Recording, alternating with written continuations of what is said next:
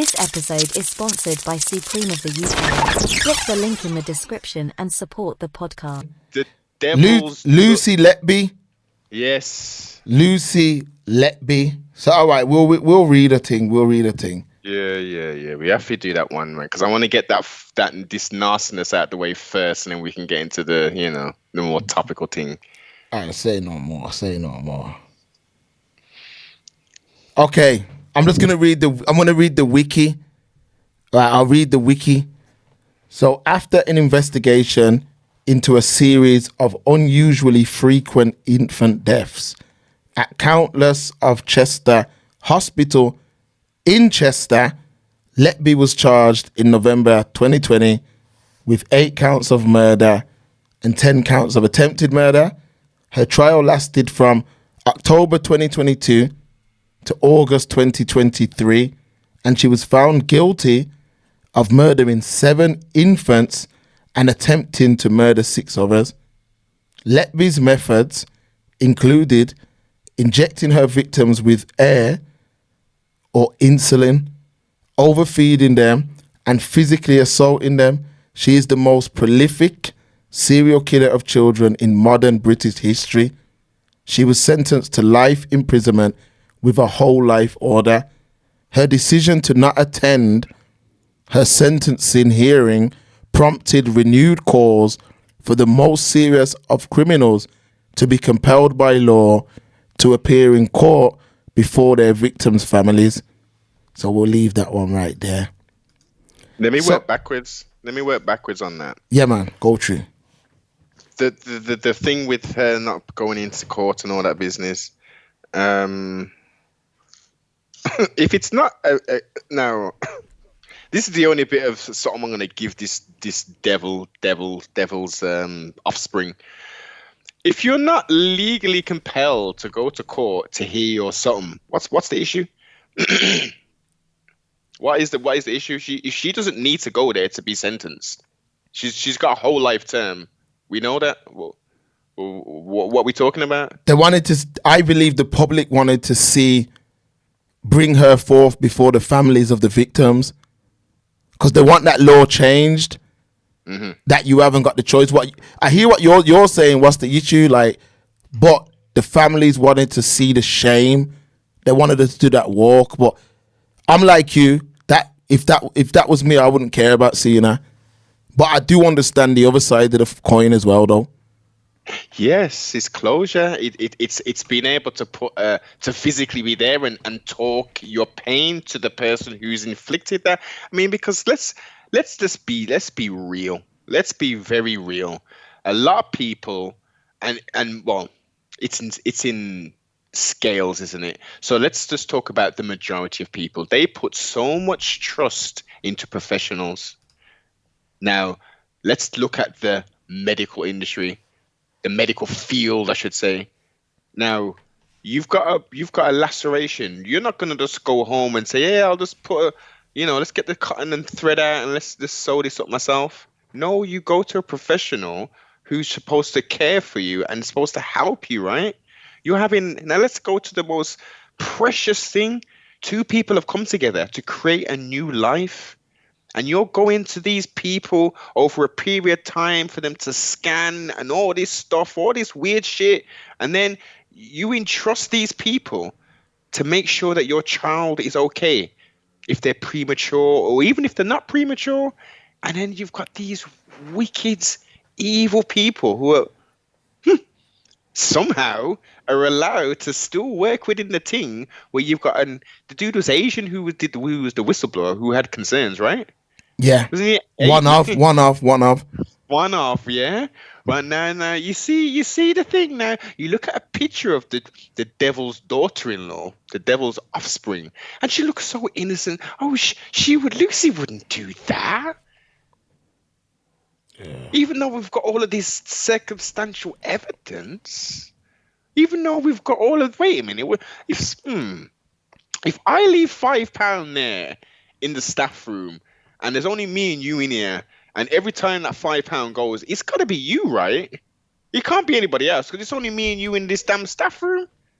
So, what are we doing? How how on earth have we allowed has the NHS allowed this devil, this being, this beast of the field to enter the NHS, look after flipping premature damn children and children in general, babies even, not children, babies, and abuse them and kill them? And multiple people saying, "Yo, this Lucy, she may look all innocent, but I got some. Look, these babies are dying in her care, man. What's going on?" Oh, no, you see, you though. Lucy's cool, and you need to apologize. We need to create a mediation. You need to go in front of her. I'm not accepting no email business, okay? We want you to sit in front of her and grovel, in essence. We don't want you to bring up those kind of allegations. That's wrong. But yet we now find out that it was indeed correct. Every single person involved, Mark, needs to be held accountable. That she's got a whole life sentence. Okay, so what happens when there's a black youth who's got friends and he sees Steve over there and says, "Yo, Steve, drop me over there, man. I need to go check flipping Sarah Jane." And all of the man's jumping the thing, and something takes place. Steve and everybody in that car are now all a party to this thing, right? They're co-conspirators. So all of them people, who allowed this thing to go down, they should get a whole life sentence as well. Let's stop this stuff from happening. Look at Shipman. Remember Shipman, who was killing all those people way back? Like, how are these people able to just be in the thing and no one's saying nothing? And then when they say something, nothing happens? Because unfortunately, let's just be real. They want this stuff. They want the death. They want the anguish. They want all of this stuff they want, because if they didn't want it, everybody involved would be named and shamed and they'd be underneath the penitentiary. And let's go to an idealistic world. She would be hanging from a damn tree, sibling. She'd be stoned to death. She'd be publicly executed. So whatever the means is, but an example would be made. A whole life term means what? That we're paying hundreds of thousands of pounds for her to be put up in a damn prison for killing children. Babies. Sorry, I'm saying children. Babies. Yeah, babies. Is it? I don't think the backlash has been enough with this case, you know. Like this case has been so under reported. Yeah, this has been well underreported. Like, I don't think we understand the level of evil, the level of wicked that someone can be to do this kind of act. Now, I'm going to answer your question, what you asked. You said, how did the NHS allow this to happen? And I've got the answer for that. When we feed into stereotypical views, what we do is we create a culture where somebody who looks like Lucy Letby in the workplace can turn into a victim real quick. This is why I say we can't always take things at face value. We can't take things at face value. That's something that is a dangerous thing to do. Lucy Letby was able to continue doing that because at any point she could turn into the victim. Yes. Now, if that was the Asian doctor, I'll keep it 1,000 with you. If that was the Asian doctor, he wouldn't have went past doing that once or twice. Because once a concern was flagged, the powers that be or the management team would listen to whatever the whistleblower said if their face fit. Now, his face didn't fit. Imagine he knew. Imagine the feeling of knowing that someone's doing something like that. You go to report it. You're told, first of all, that you're wrong. And then you've got to sit in a room with this person for mediation. Imagine that. Now imagine knowing to yourself, you could go mad. Yes. You could go imagine that. Like realistically, I'm surprised he's not taking that hospital to the cleaners for all kind of emotional. I couldn't even probably sleep good knowing that I tried to come to you and tell you what this person's doing, and you're not listening to me, and you've put me in a room with this person. You got to think of how the level of failures, all that management team, and this is what happens. This is why I say I've seen it. I've seen it through school. I've seen it in college. I've seen it in, I've seen it in all kind of different environments where if your face does not fit, it doesn't matter what's going on. No one took no notice of those whistleblowers because their face did not fit. And this is why I'm saying, why is this being underreported? Because we want to know what happened to those accomplices. What is going to happen to those accomplices? Now, although they didn't physically help with the despicable things that she was doing, however, they allowed it to happen by turning a blind eye to it. And this is why I say we cannot feed into stereotypical views in the workplace, in public, anywhere, because look at what she was doing and look what she was able to cause. Look what she was able to get away with for so long. And look at how that was not reported whatsoever. Like, this was going on in the height of COVID. Yeah. Why was that was no, the story was nowhere. That story was nowhere to be found. And the NHS, of course, this is an individual, but the workplace culture needs to change. They need some sort of what they need.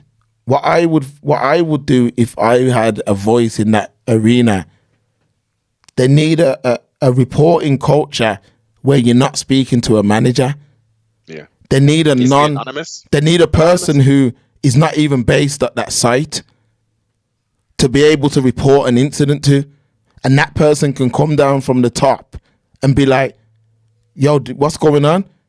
Because in workplaces, let's not get it twisted. Managers have friends in the workforce.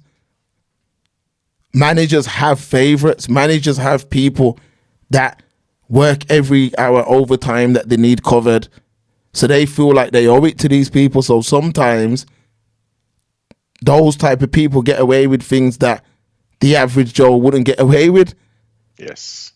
And that's how she got away with it. And I just think, again, I broke it down, man. But even on the show, like, when you're having a child, a baby, I don't even want to say child. I want to say exactly what it is, a baby. When you're having a baby, the emotions that run through your body are quite daunting, because I don't know. I don't think I'm a warrior like that, but when it comes to having a child, I can get quite worried. Yes. You're worried about, I want, like, especially like my last child, I was really worried because I remember watching, there was like an influencer in London, and his partner died giving birth. Oh shit! She died giving birth. Yeah, it was a big story, man. It was like it was like a couple that used to vlog their life and stuff together, and the lady died during birth, Noble. And when that story happened, I was terrified. I'm saying it now. I can say it on the stream, but I would have never said this at the time. But I kept thinking about that story all the time. Of course, man. I was like, what if anything happens? What if something goes wrong? And I remember when it was just an absolute worrying period. And on the day, I can say it now, but I'm thinking loss. Like, my man's gone. He ain't come. I'm thinking it's lost. How am I going to move forward? Yeah. Now, these nurses, I remember just putting my trust in them, because you see them as a and I don't want to word it wrong, but you see them as they know they're the professionals. Caring professionals, exactly. Yeah, they're the professionals, Noble. So you're looking and you're saying to yourself, it'll be okay because I've got you now. You nurses are here now. So when I see that story and I think about the parents, and I say to myself, imagine them parents trusted you. Yeah, yeah. Imagine them parents with their your children are the most important things. Imagine them parents trusted you and you abused their trust beyond to that level. You stole those infants away. You stole people's babies away from them. And just to think of someone even harming a child who can't speak for himself. He don't know nothing. He don't know. Imagine doing these things on purpose. And it went on for so long and you was able to get away with it. And it's a scary, scary thing, Noble. It's so really scary. Is. But you know what's even more scarier? And I don't know, it's still kind of like, but I know people are wicked and evil. I know this. I've been around some people, but then you get to this kind of level and you think, is this literally the seed of Satan that's amongst us, or are these people demonically or spiritually possessed, man? Because you defenseless babies. What are we talking about? What are we talking about? Well, what are we doing? And then look, peep this. There are still a small number of people on the neonatal unit of the Countess of Chester who think she's innocent, a source told the Times. They are finding it difficult to believe she could have done it because for so long they were fed the narrative that Letby had been blamed by consultants who were making excuses for their own mistakes. A long-term friend of Letby, Dawn Howe, is among those who refuses to accept the jury's decision that the nurse is a baby killer. So you've got people now. Listen, I can get it because if you're close to someone and they're professing and they're telling you, no, it wasn't me. Look, yo, you know me, man. You know me. I wouldn't do nothing like that. I love the babies and all this kind of stuff. Then I can imagine you may get swept into the foolishness. But one baby, okay. 2 babies, 3 babies, 4 babies, 5 babies. We're talking multiple babies. And then let's not forget the ones who survived. Huh? Paralyzed. You know what I'm saying? And these people, it's baffling. Like, nah. It's the consultants. The consultants messed up, and they're trying to frame my friend, my daughter, my wife, if she's whatever, partner, whatever, all of that, cousin, this and that. Nah. Nah.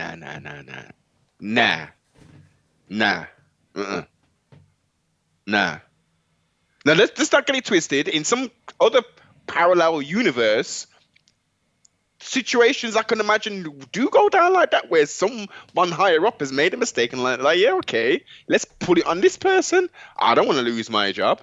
I can get it, but not this number of times. This would then involve us creating a whole tinfoil hat, bow tie, handbag, shoes, and all of that, and saying that we've got like some kind of underground cult of consultants killing babies and framing innocent nurses.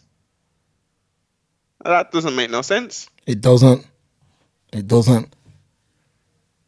was negligence, Noble. It was negligence on a lot of people's part. And I'm just saying, as a parent, you don't want people who are meant to be the professionals. It's just a horrible situation. Horrible. And I feel like she's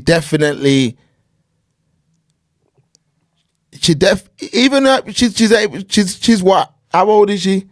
33. 33. So yeah, there's a lot of shame in place, but I just feel like it's gone under the. I just think it's gone under the radar, man. I just Where's think the it's gone under the headlines so radar. much? The shame stream media ain't doing their job, right? They ain't doing their job. Madeleine McCann was. They're still talking about her now.